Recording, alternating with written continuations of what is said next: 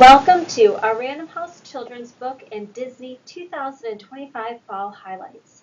My name is Rita King, and I'm excited to share with you some of our upcoming titles that will be sure to enchant and inspire young readers. Let's start off with The Bakery Dragon and The Fairy Cake. Everyone's favorite little dragon baker is back. Ember the Dragon is in charge at the bakery, and he is so excited to show everyone what he can do. Ember is happy being in charge at the bakery, that is, until a very opinionated fairy princess swoops in demanding a birthday cake. The sugar hits the fan when Ember's first attempt is a complete disaster. I mean, really, he had never heard of a birthday cake and didn't know what to do. Everyone had told Ember what a good little baker he was, so in his first attempt, and as you can see several others, were a disaster, he was pretty devastated. Even with all the disappointment, Ember was determined to figure it out. And as you can see, his hard work finally paid off. Dragons and humor continue to be a winning combination. This is great for fans of Dragons Love Tacos or Attack of the Underwear Dragon. There is a great message about perseverance and humility. Ember doesn't get it right the first time, and that is okay. He accepts he has a lot to learn, and he gets better with practice. Buffalo Fluffalo is back as well. He is going about his usual routine in his new book, munching on grass, frolicking with his friends, and at noon he lies down for a nap in the shade. But one morning Fluffalo wakes up to a loud wailing cry, and to his surprise finds a little buffalo named Puffalo. At first, this Fluffalo has had enough-lo and doesn't like Puffalo, but Crow wisely explains that Puffalo doesn't need much, just time to learn and grow. Slowly, Fluffalo learns to love Puffalo. He watches as he learns to gallop and trot, and he teaches him to eat plants and keep away from red ants. Very important. And in the end, Fluffalo realizes that life is much better with Puffalo by his side. Bess uses her signature humor and laugh-out-loud rhymes to emphasize each character's growth. This companion to Buffalo Fluffalo introduces an adorable new character whose friendship with the older grumpy buffalo will broaden appeal of the series to both new and returning readers. You can also buy your own Buffalo Fluffalo at Merrymakers, and Puffalo will be available this fall. Nunu and the Sea. This is where the wild things are for a new generation of young readers. It is an enchanting picture book that captures the magic of childhood imagination with a fresh twist. Instead of working out her big feelings with a wild rumpus in the jungle, a spirited girl sets sail on the open sea, embarking on grand adventures with her origami friends. Its perennial theme of processing emotions and unconditional love will make this a classic title for years to come. The exquisite, immersive illustrations in this near-wordless picture book is an ode to big emotions, origami, and the hope inside all of us. Isabella Kung took some of her childhood experiences in the story. Nunu has been her childhood nickname. It means south. She was born south of Hong Kong. Social emotional learning was not something that was discussed, and education was put at the forefront of her childhood. She uses Alice in Wonderland text relatable to Nunu's state and the origami creations on each page. Tuck Me In. This is not your typical bedtime story. This bedtime story is full of Nathan's signature humor and science. He is the author and illustrator of the Strange Planet comics, and this is his first book outside of the Strange Planet series. It's bedtime for beaches everywhere, and the moon is ready to tuck them in. But when one shoreline snuggles up under the cozy blanket of the ocean, the other goes without cover. There will be back matter on the moon and tides. And family feast. When it comes to a family feast, it's all hands on deck. Big Ma and Pop have been up early in anticipation of everyone's arrival. Aunts, uncles, and cousins gather from all over to help prepare their big meal. Clanging pots, chopping vegetables, sharing recipes, and swiping little treats are part of the fun. And after all the cooking is done, All of the relatives come together to pray, eat, and enjoy their special moment as a family. Newbery Honor and Children's Literature Legacy Award winner Carol Boston Weatherford and Coretta Scott King illustrator Award winner Frank Morrison deliver a heartwarming peek at the love and the chaos that ensue when a family comes together and connect through food. Carol's celebratory and rhythmic text emphasizes the bonds that a family creates through cooking and sharing a meal. I just love the illustrations in this book. They come alive on the page and draw you in. I mean, just look at this spread. There's fish, there's a ham with pineapple, and to me, what looks like to be several pies. It just feels like home. My Sister the Apple Tree, a refugee story of hope and resilience. This story is inspired by the author's experience as a Syrian refugee. When a young boy asks his parents why he doesn't have a brother or a sister, his mother replies that on the day he was born, they planted an apple tree in their front yard. "The apple tree is your sister," she says. At night, the boy wraps a blanket around his sister's trunk, and during the day, he shares all of his secrets with her. One day, they see helicopters in the sky, and his parents tell them that they must flee. But how can he leave his sister behind? So he digs her up and carries her away from their homeland. When they arrive to a new place, the air is colder and the ground is hard. Home feels so far away. But as his sister grows taller and her branches blossom, the boy realizes that he will always be connected to his home, even as he begins to embrace his new one. This moving and hopeful refugee story reminds readers that nothing is left behind forever. Co-author Jamal Said is a Syrian author, activist, and refugee. His memoir, My Road from Damascus, details his political opposition and subsequent 12 years of imprisonment. It received a starred review with Kirkus. He continues to write about and raise awareness of the ongoing civil war and humanitarian crisis in Syria. This book is a must-read. And Miss Rachel! Miss Rachel books are known for their engaging and educational content aimed at young children. Her stories often focus on themes of friendship, learning, and exploration, making them perfect for early readers. In this new addition to her titles, Miss Rachel will help get little ones ready for bed. The front of the book includes a letter from Miss Rachel setting up the story and the importance of bedtime routines, as well as providing tips on how to use the book effectively to help kids fall asleep. Step Into Reading is our comprehensive leveled reader program designed to give every child a successful reading experience. We release multiple formats and great titles each season. And to kick off middle grade, The Poison King. The follow-up to Impossible Creatures is almost here. It's a sequel. In the sequel, Christopher Forrester wakes up to find a dragon all slobbery-like on his face, and his heart leaps for joy. He had been dreaming of going back to Archipelago, the secret cluster of islands where all the creatures of myth still live.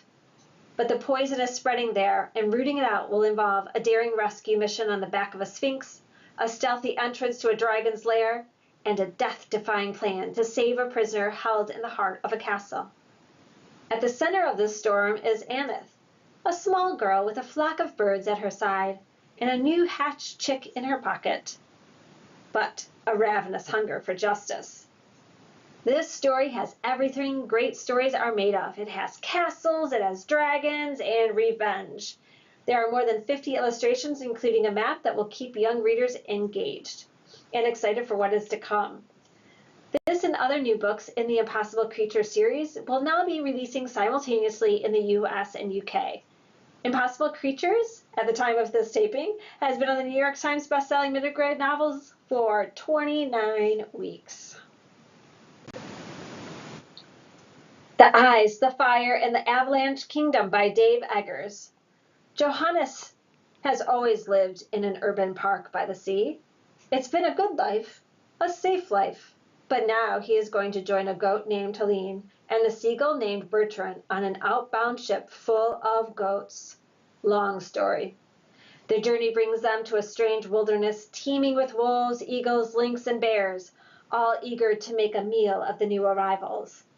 With singular humor, a thrilling pace, and wildly lyrical writing, Dave Eggers' new novel about Johannes will once again captivate readers of all ages. This can be read as a standalone or as a companion novel to The Eyes and the Impossible. And we all know middle graders love sequels, and this is great for fans of Katherine Applegate's The One and Only series and Sarah Pennypacker's Pax books. The Eyes and the Impossible racked up the accolades with the Newbery Medal, New York Public Library Best Books for Kids, Chicago Public Library Best of the Best Books, ALA Notable Children's Book, and 6-starred reviews. Read Blue Hearts by Lynn Kelly. I am so excited for this new book from Lynn. Max is spending his summer on a quiet Texas beach. His mom is in grad school working on her geography degree and needed to spend the summer there to finish her research project. On the second day he is there, he finds an injured octopus wash up on the beach after a big storm the night before.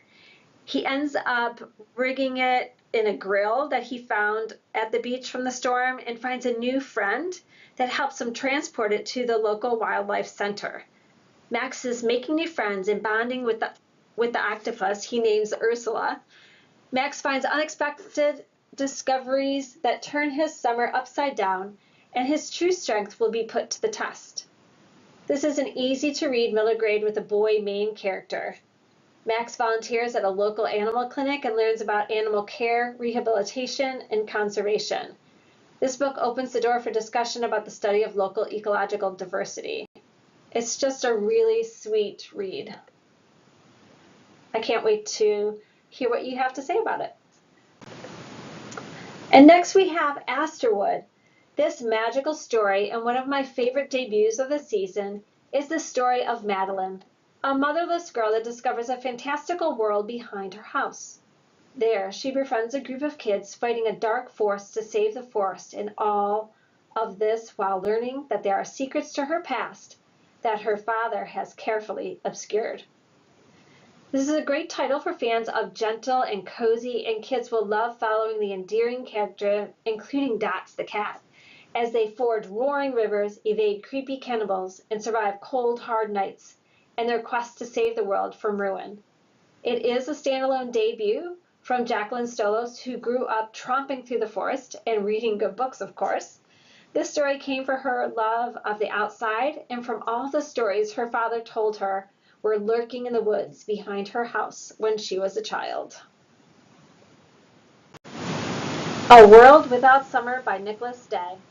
With the success of The Mona Lisa Vanishes, just a small feat of winning the Cybert Medal, the Boston Globe Hornbook Award, and landed on just about every Best of the Year list, we have a new nonfiction book that traces the eruption of Mount Tambora event in 1815. This explosion was the largest eruption in recorded history. In the months and years that followed the fallout, a cloud of impossibly fine ash spread through the atmosphere. It brought famine, disease, and death.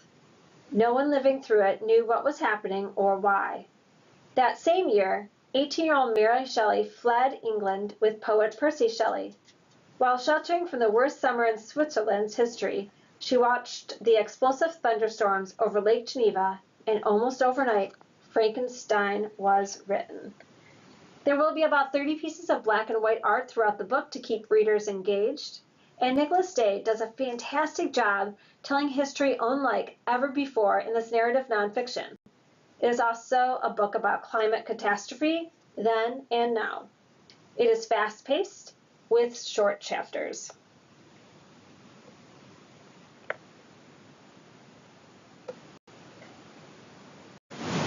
Next we have graphic novels. Starting in graphic novels, we have Thing 1 and Thing 2 have homework to do. Chapter books are one of the fastest growing categories in the children's space. These titles are a perfect bridge for fans of the original Dr. Seuss picture books and the Elephant and Piggy series, but are too young for middle grade graphic novels. Junie B. Jones and the Little Monkey Business. This is graphic novel number 2. This is where Junie B gets a new baby at her house. And we have 2 new Magic Treehouse graphic novels coming out. And it's great that it is pubbing simultaneously with the nonfiction companion, Space. How to Say Goodbye in Cuban. The book narrates major events of the Cuban Revolution, from Castro's rise to power through the Bay of Pigs. Readers will relate to Carlo's difficulties with parents, being the new kid, and getting bullied. The book also shows the experience of immigration. The illustrations are richly detailed and realistic, unlike anything in the graphic novel space. This book is sure to be talked about for years to come. Angelica and the Bear Prince. This is a mix of charming contemporary romance with a dash of fairy tale aesthetics. It is perfect for YA romance readers who love sweet, innocent romance stories. It is from the author of the highly acclaimed book, with multiple star reviews, nominations for the Eisner Award, The Magic Fish. This new book will be great for fans of Heartstopper and readers moving from middle grade into YA. And now our young adult section. We Fell Apart. We Were Liars is going to be on Prime this summer. It has been 11 years since the release. This story will not disappoint old and new fans. It can be read as a standalone. Matilda discovers a father she's never met, and she gets an invitation to visit his seaside home on a hidden beach. When she gets there, her father is away, and instead she meets her long-lost brother and a few other curious characters. She tries to uncover the answers she's desperately craving, but secrets run thicker than blood. And of course, everyone here is lying. Family of Liars was released as a prequel, and it takes place on the same island that We Were Liars does, which was owned by the Sinclair family. And that story is told by Carrie, the oldest of 4 sisters, the aunt of Cadence. The main character in We Were Liars and this new story interweaves from both We Were Liars and Family of Liars, interconnecting the story of the Sinclair family with a new ensemble of characters. And next we have the Book of Dust number 3, the conclusion to Philip Pullman's Book of Dust. This landmark trilogy, set in the world readers first glimpsed in The Golden Compass, continues the story of Lyra, picking up right where the Secret Commonwealth left off. This book finds Lyra alone and searching for her beloved Pan. This is the 3rd and final volume in the Book of Dust trilogy. All the books in his Dark Materials and the Book of Dust have been New York Times bestsellers. Book 2, if you can believe it, was released in 2019, 6 years ago. This is a late drop-in, so there will be more information and cover to come. And the River Drags Her Down. This is a debut novel. It is an evocative, riveting, and haunting new book with a lyrical spin on Korean folklore and inspired by the author's cultural heritage and experience. It is a timeless and beautiful story of sisterhood and loss. In this story, there are 2 sisters who would do anything for each other, even in death. We have a second book signed up with this author for fall 2026. Sujin disregards every rule and uses her ancestral magic to bring her sister back from the dead. And I have to tell you, the process at first is a little horror-ish, after she mysteriously drowned in the river that cuts through their small coastal town. After she brings her sister back to life, their town is engulfed by increasingly destructive rain and a series of harrowing, unusual deaths, and Sujin is forced to reckon with the fact that perhaps the sister she brought back isn't the one she knew at all. This book was my favorite debut of the season for YA. It was one I just couldn't put down until I knew what happened type of situation. The Weaver Bride. This book draws from Rumpelstiltskin inspiration and takes magic hair a step further by weaving it into the suffocating societal pressures that girls like Lovett face. It is for fans of the selection and books like What the River Knows that feature both magic and mystery. It also features a high-stake dating competition with a touch of murder. There are glittering balls and steamy romantic tension in an enemies to lovers romance. There will be crossover adult appeal like her debut, The Monstrous Kind. Lovett is a silk witch, and she must find a weaver husband. So, in order to do so, she must solve the mystery of Ophelia Lear's death and unmask her killer. And when she does, she will get the pick of weaver suitors. Little Golden Books. Here are some of our Little Golden Books of the season. Whether you're looking for popular biographies or movie tie-ins, since their launch in 1942, they have become a staple in children's literature. And now we're going to move on to our Disney titles. The Magical World of Disney. Let's kick it off with The Court of the Dead. Rick and Mark's The Sun and the Stars' first collaboration was an instant New York Times #1 bestseller. It was named a Kirkus Review Best Middle Grade Book of 2023. The Sun and the Stars was about Nico and his boyfriend Will. In this book, full of demigods and monsters, you will get to explore Nico's relationship with his half-sister Hazel, one of the 7 main characters from the Heroes of Olympus series, as they battle to find out why the monsters are disappearing from camp. There is humor, suspense, and chaos, featuring a myriad of monsters and the manipulation of reality.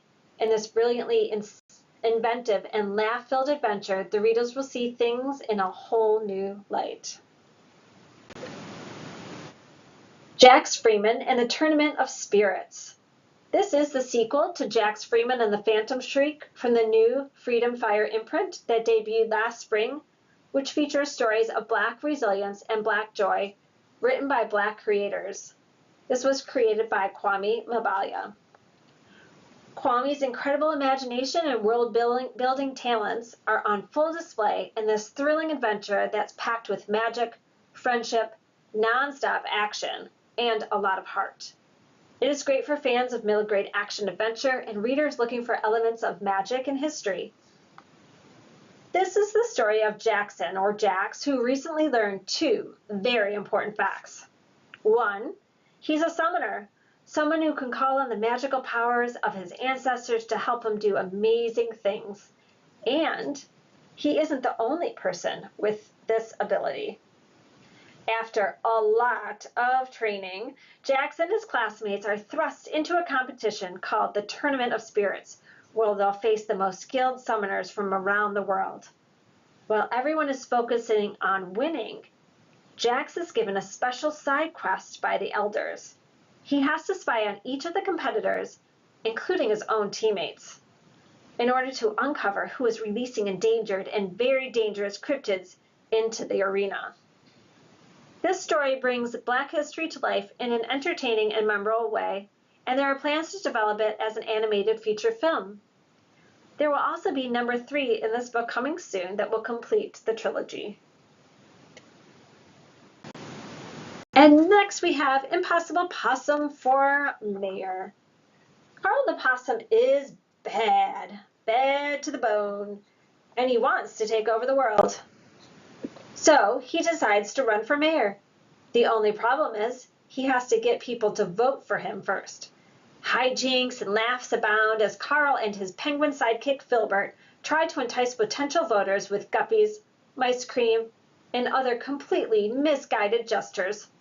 Will Carl be elected mayor, or will chaos rule? This is the sequel to Impossible Possums, out last October.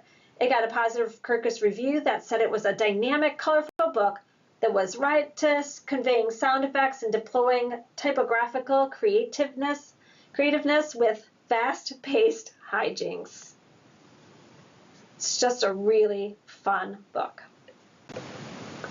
Pet Shop Racers, #1 and 2, publishing simultaneously in a new action-packed series with new friends Ham the Hamster and Shelby the Ferret. They want to be the greatest race car drivers of all time. But who is the fastest? Who will become the greatest racer in the world? Only one can be the best. But disaster strikes, and Ham will have to learn that some things like friendship are even more important than winning. There are social emotional learning lessons around navigating friendship and family and learning to apologize. This is going to be a great new series for fans of narwhal and jelly and pizza and taco. and other friendship-based early graphic novels. It is also great for NASCAR and for Formula One racing fans. Kids who like Matchbox cars, you name it. Cars and racing are fun. Plus, there's a ferret. And Daybreaker. This is a new graphic novel fantasy for fans of multicultural mythologies and retellings like the Percy Jackson series. Micah's boarding school classmates tease her for clinging to the stories of legendary being her Lola. Lola, which is the most commonly used Filipino word for grandmother, raised her on. She can't help but love them. Those myths are all she has left of her guardian. That is until a year after Lola's death, when a moth speaks to Micah in the old woman's voice. Micah experiences a burst of inexplicable power, and in her panic, she accidentally casts a spell and binds herself to two eavesdropping classmates. Literally, stuck together. Micah, Haley, and Tio grudgingly set out to find countercurse in ancient Filipino beliefs. But the more they learn, the more it seems that Lola's tales were all true, and that Micah is destined to play a role in them. The mythology of the Philippine Islands comes to life in this funny, warm, and enchanting graphic novel about making friends, learning to let go, and finding your place in the world. Daybreaker is among the only middle grade graphic novels by a Filipino author featuring Philippine X mythology published in the US, and we have seen a higher reading trend around Asian storytelling. Seeing Stars.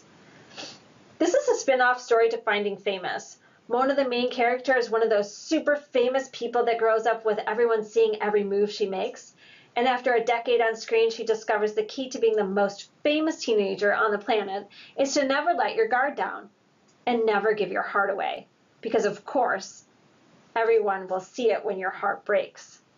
But in swoops Lucas, the super handsome heartthrob, son of the United States.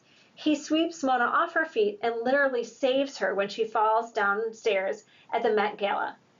So they date, and of course, he betrays her, and then their moms demand they pretend to keep dating to appease their fan base. Wow, great parenting. Plus, this gets harder when she meets Kai, a hot surfer and all-around normal guy. This book is Red, White, and Royal Blue meets the Kardashians, and reality TV addicts will flip for the behind-the-scenes feel that makes it hard to put this book down. Finding Famous was released last summer and received both SLJ and Kirkus positive reviews.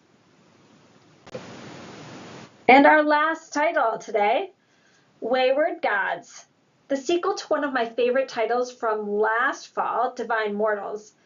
This will mark the conclusion of the duology, bringing the story to a satisfying close.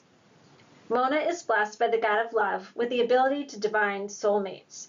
She never wanted romance for herself, and yet, after a twisted game of murder and blackmail, she's been forced to marry the king, and to be part from the man she might truly love.